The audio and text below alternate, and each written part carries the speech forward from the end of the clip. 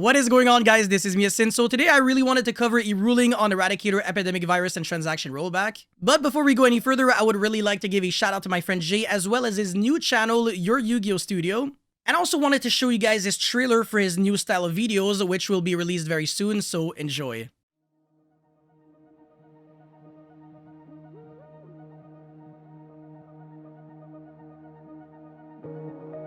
My name is Joey Bellafiore, and I won a YCS. Here's my story.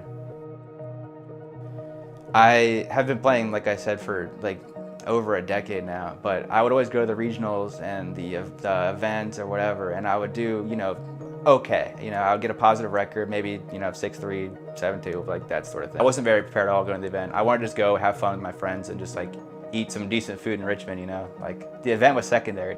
I took the matches one at a time. I just played the best that I could play, and then I somehow did not lose from that round till I didn't lose. Top 8 specifically was crazy to me because I played against Steven Santoli, who had just won the YCS prior to that.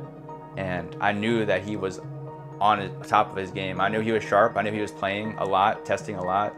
And I accepted defeat before I sat down. Winning was so surreal because I had been, between top 32 and the finals, I've been playing all day. So I was so burnt, so thirsty, tired, hungry, everything, that the emotions didn't come until, much after. Anyone can do it.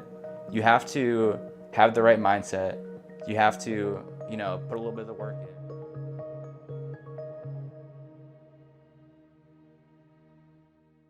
This was absolutely beautiful, and I cannot wait to see what Jay has in stock for us. Oh, and by the way, in case you guys don't really remember him too much, I actually recently made a live stream with him, so you guys are more than welcome to check him out. I also included Kali Effect in it. We talked about a bunch of things, including the state of Yu-Gi-Oh!, how cards are super expensive, potential solutions. It's really a good one. And the cool thing about Jay is that on top of being an OG and being in the YouTube scene since 2008 or something, he's also a very creative Yu-Gi tuber. I don't know if you guys remember the legendary Duelist Gone Crazy, but yes, it was actually a part of Jay's channel. Anyways, with that being said, let's get right into the video.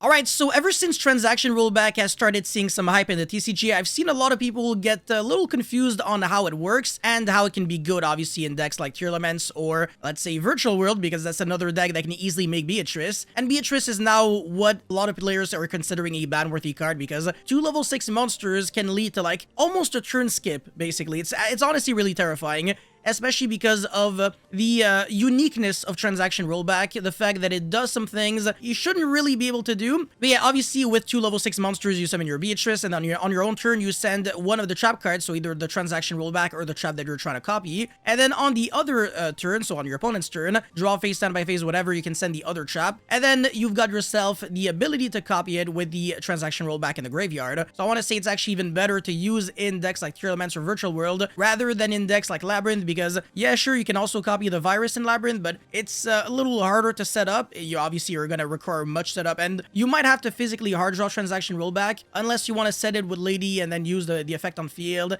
etc. It's a little too slow, but in this deck, you're always going to be able to foolish them. And when you're copying cards like Eradicator, Epidemic Virus with Transaction Rollback, there's a lot to be said about this. So a lot of people don't know how PSCT actually works in Yu-Gi-Oh!, but Eradicator Epidemic Virus is a very interesting card because it has a cost and something that is not a cost, but that is still a part of what is before the semicolon. So Eradicator Epidemic Virus reads, tribute 1 dark monster with 2500 or more attack, comma, and declare 1 type of card, spell or trap card, semicolon. This is very important, by the way, so make sure you're following. Anyways, look at your opponent's hand, all spell and trap cards they control, comma again, and all cards they draw until the end of their 3rd turn after this card's activation, comma, and destroy all cards of that declared type. So there is a lot to digest here. First of all, what is the cost of Eradicator Epidemic Virus? Is it everything that is before the semicolon? Tribute 1 dark monster with 2500 or more attack and declare 1 type of card, spell, or trap? Is that all the cost, or is that not really it? So crazy enough, the only cost that Eradicator Epidemic Virus has is to tribute a dark monster with 2500 or more attack. Declaring a type of card, spell, or trap is not a cost, but it is a part of what you are trying to do when you are activating the card. It's not also considered an activation requirement. It's in the same category, basically. It's the exact same thing if you're trying to target a card at activation. you can still use these cards with transaction rollback. So for example, you can still copy the effect of Tearlament's Meta Noise.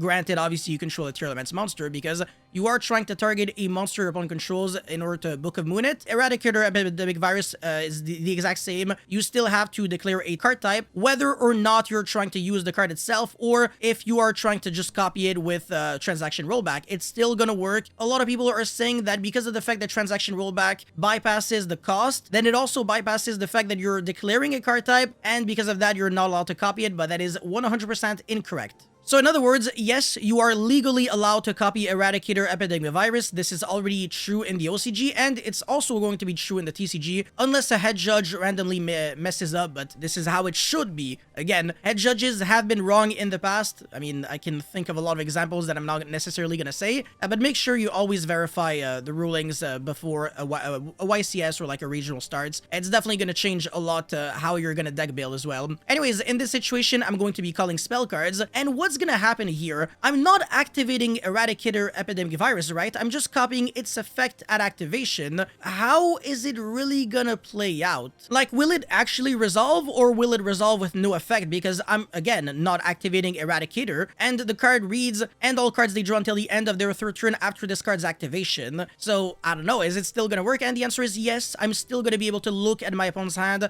and rip every single spell or trap card, depending on what I declared, just like that, and everything is gonna die, no problem. But here is the catch. Again, because of the fact that I never activated Eradicator Epidemic Virus, there is something that is missing in the effect that I'm copying with transaction rollback, because the card reads, this effect becomes that normal trap effect when that card is activated, but it doesn't necessarily copy everything that works with Eradicator. So in other words, it's not gonna actually linger for 3 turns. When I'm gonna pass turn, if my opponent draws a spell card, I can't just look at it and then destroy it. As a matter of fact, I'm not even going to be able to look at what my opponent draws for the next 3 turns.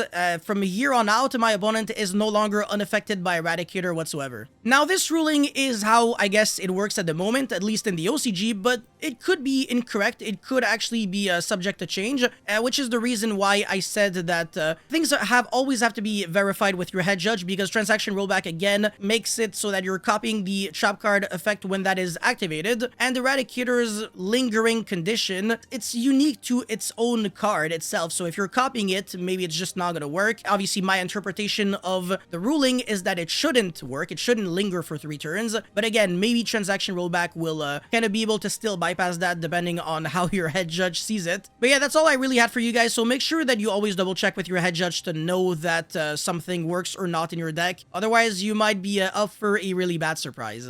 So yeah, thank you guys so much for watching. Don't forget to like and subscribe, and I'll see you guys very, very soon. Peace.